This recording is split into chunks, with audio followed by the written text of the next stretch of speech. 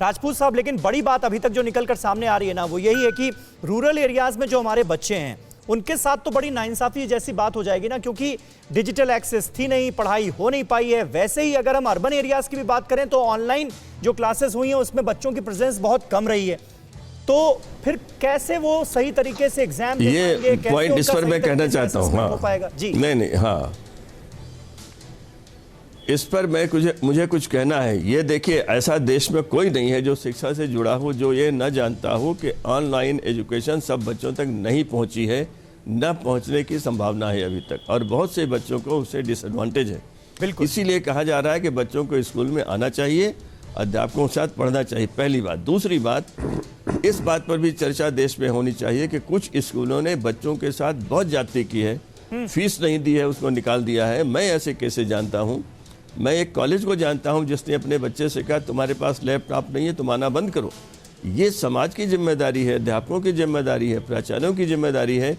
इस पर भी चर्चा होनी चाहिए कि ये क्यों हो रहा है। बिल्कुल सही कह रहे हैं। ऐसा समाज बनेगा अगर हम इसका ध्यान नहीं रखते हैं। ये भी होना चाहिए, कोई भी स्कूल ऐसा ना निकले जहाँ एक बच्चे को भी इसलिए स्कूल से आना बंद किया गया हो या कॉलेज से बंद किया गया हो। इस समस्या को आप लोग उठाइए, और जो प्राचार्य यहाँ पर बैठे हैं या जो सुन रहे हैं उन सबसे मैं कहना चाहूँगा, क्योंकि मैं इस तंत्र में बहुत साल से रहा हूँ, कि आप अपने आसपास देखिए, बच्चे भी देखें कि उनका कोई सहपाठी सडनली ऐसा तो नहीं कि नहीं आ रहा है। जहाँ जहाँ स्कूलों में बच्चे सीनियर क्लासेस के आ रहे हैं, ये स्थिति बड़ी खराब है।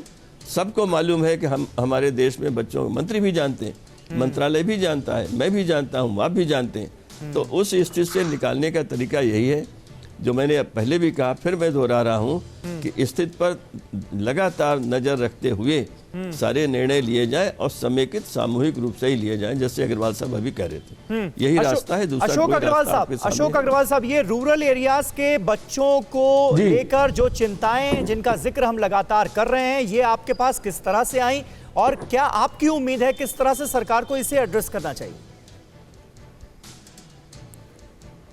देखिए, रूरल नहीं, अर्बन में भी पुअर, और अर्बन में जो पुअर होता है ना, उसकी हालत तो रूरल पुअर से भी ज़्यादा खराब है, और उसकी संख्या ना बहुत होती है। और सच्चाई तो ये है कि स्कूल लेवल पर कम से कम हम कह सकते हैं कि ना तो स्कूल तैयार है डिजिटल के लिए, और ना पेरेंट्स और बच्चे तैयार हैं डिजिटल एजुकेशन के लिए। तो अचानक ये सब कुछ हो गया तो सो जो कुछ लोगों ने कुछ पढ़ लिया डिजिटल, वो ठीक है, अदरवाइज डिजिटल ऑलमोस्ट जीरो ही मान के चलना चाहिए। और अगर आप देखते हैं कि जब गवर्नमेंट ने कहा कि स्कूल्स अपने मतलब बच्चों को बुला सकते हैं, तो मुझे याद है कि दिल्ली के नोएडा स्कूल, एक प्राइवेट स्कूल ने अपने पेरेंट्स से पूछा कि भाई आप अपने बच्चों को भेजना चाहते हो नहीं चाहते। ये अक्टूबर के बाद की बात है। तो 5% पेरेंट्स ने कहा कि हम भेजना चाहते हैं, 95% ने कहा नहीं तो इन व्यू ऑफ दैट वो स्कूल ने अपना स्कूल ही नहीं खोला। इवन 9th और 12th के लिए भी नहीं खोला। मतलब ये कि गवर्नमेंट तो कहती रहती है, गवर्नमेंट की जो समझ है वो अपना करती रहती है। और अभी जीरो ईयर की अगर हम बात करते हैं ना, तो देखिए 10th और 12th क्योंकि बोर्ड के एग्जाम है, तो इसलिए हम इसको तो जीरो ईयर नहीं कह सकते। लेकिन जो बाकी क्लासेस हैं वो सब जीरो ईयर हो सकती हैं, और सब बच्चे प्रमोट हो सकते हैं। और मैं आपको बताता हूँ 60s के अंदर मैं गवर्नमेंट एडेड स्कूल में दिल्ली में पढ़ता 60s के अंदर। और उस वक्त टीचर्स हड़ताल पे चले गए दिल्ली में, 4-5 महीने पढ़ाई नहीं हुई, तो विजय कुमार मल्होत्रा उस वक्त चीफ एग्जीक्यूटिव ऑफिसर होते थे, उन्होंने एन मास सारे बच्चों को प्रमोट कर दिया। हम भी प्रमोट हो गए, तो हम भी खुश, हमारे पेरेंट भी खुश। तो मुझे नहीं लगता कोई उसमें कोई नुकसान होता है बाकी क्लासेस के लिए। तो अब गवर्नमेंट के ऊपर बहुत ज़्यादा भरोसा, लोगों को कुछ गड़बड़ हो रहा है भरोसा। तो अब ये गवर्नमेंट कह रही है कि हमने सबसे सलाह ले ली है। तो अब सलाह ले ली, अब ये लोग तो विश्वास करते नहीं कि सबसे सलाह ले ली आपने। तो मुझे लगता है कि गवर्नमेंट को बहुत ही मतलब सेंसिटिव वे में और बहुत ही समझदारी से इस मुद्दे को नहीं, तो आपकी तो इतने सारे पेरेंट्स से बात होती रहती है अशोक अग्रवाल साहब, लबोलुआब क्या निकल कर आता है? भाई सबने अपनी चिंताएं जाहिर की, लबोलुआब क्या निकल कर आता है? क्या आप कहना चाहेंगे? लेकिन नहीं, मैं ये कहना चाहता हूँ कि एग्जाम्स तो होने चाहिए, एग्जाम्स होने ऑफलाइन होने चाहिए, इसमें कोई बात नहीं है, क्योंकि 10वीं और 12वीं का उनका पूरा फ्यूचर आगे का जुड़ा हुआ होता है, और बहुत सारे पेरेंट ने बहुत ज़्यादा पैसा भी एक्सपेंड किया हुआ है, वो फिर दोबारा करना पड़ेगा, ये भी एक पॉइंट है? तो वो चाहते हैं उसका आउटपुट हो, लेकिन ये भी है कि जो कोरोना की महामारी है उसको हम नज़रअंदाज नहीं कर सकते हैं, इसलिए गवर्नमेंट को, मुझे लगता है ये बहुत अच्छा, अशोक पांडे जी ने बहुत सही सलाह दी है कि ये आप जो अगर अप्रैल के बाद करते हैं तो हम एक असेसमेंट आम पेरेंट भी कर सकता है और गवर्नमेंट भी कर सकता है। एक्चुअली में जो एक कॉमन पेरेंट समझता है ना, वैसे ही गवर्नमेंट को समझना चाहिए। तो गवर्नमेंट अप्रैल के बाद हो ताकि कुछ दिनों तक, कुछ महीनों तक क्लासेस अटेंड करने का मौका भी मिल जाए बच्चों का। अनुभव पांडे, लेकिन ये बताइए कि यूपीएससी के एग्जाम से या नीट और जेई के एग्जाम से इसकी तुलना की जा सकती है क्या, कि भाई वो एग्जाम्स जो हैं वो सफलतापूर्वक कराए गए, तो अब वक्त आ गया है कि भाई 10वीं और 12वीं के बोर्ड की परीक्षा भी करा इनके साथ एग्जाम, इनके साथ नहीं कर सकते आप, वो हायर एजुकेशन की चीजें हैं। यही मैं जानना चाह रहा था, क्योंकि यूपीएससी एस्पिरेंट बैठे हुए हमारे साथ अनुभव पांडे, इसलिए अनुभव क्या कहता है आपका अनुभव? सर मेरे हिसाब से हम कंपेयर नहीं कर सकते हैं, बिकॉज जो कॉम्पिटिटिव एग्जाम्स होते हैं उसमें बहुत सारी दूसरी चीजें भी इन्वॉल्व होती है, जैसे एज लिमिट का क्राइटेरिया हो गया, अटेम्प्ट का क्राइटेरिया हो गया, वो सारी चीजें इन्वॉल्व है। जब आप स्कूल एजुकेशन की बात करते हैं तो 10th और 12th का एग्जाम और बाकी क्लासेस के एग्जाम, इन दोनों में भी फर्क है, और स्कूल एग्जामिनेशन ओवरऑल और कॉम्पिटिटिव एग्जाम्स वो भी अलग है। इस तरह से अगर आप कैटेगराइज करने जाएंगे तो इवन कॉम्पिटिटिव एग्जाम्स में भी यूपीएससी का एग्जाम नीट या जेई तरह के एग्जामों से अलग है। तो हर एक के लिए एक अलग होना चाहिए। और सबसे बड़ी चीज क्या है, क्लेरिफिकेशन बहुत जरूरी है, जो कि गवर्नमेंट की तरफ से या फिर सीबीएसई या जो अथॉरिटेटिव बॉडीज है उनकी तरफ से आना चाहिए। देखिए पेरेंट्स का क्या है, वो कंफ्यूज है, 0 ईयर होता है तो बच्चे का क्या होगा, एग्जाम होता है तो कैसे देंगे, क्या होगा, पढ़ाई पूरी हुई नहीं है। स्टूडेंट सबसे ज्यादा इसलिए परेशान है बिकॉज उसकी एक्चुअली पढ़ाई हुई नहीं है, बट स्टिल वो करियर के लिए परेशान है कि अगर मैं 10th का बोर्ड देता हूं, मेरी पढ़ाई हुई नहीं है तो कैसे करूंगा।